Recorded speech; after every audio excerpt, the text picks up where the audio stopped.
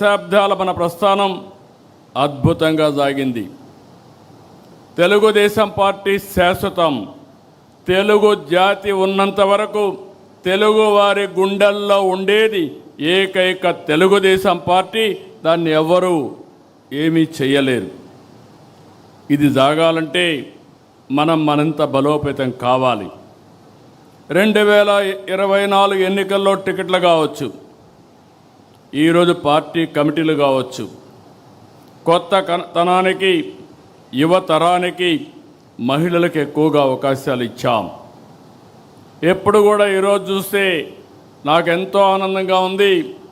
ఈ మీటింగ్లో మొట్టమొదటిసారిగా మహిళలకు సముచితమైన స్థానం ఇచ్చాం. రాబోయే రోజుల్లో ఇంకా ఎక్కువ స్థానం ఇస్తాం. అందుకే కేంద్రంలో ప్రవేశపెట్టిన బిల్లును మీరు చూస్తే మహిళా రిజర్వేషన్స్ పూర్తిగా మద్దతు ఇచ్చిన ఏకైక పార్టీ మొదటి నుంచి తెలుగుదేశం పార్టీ.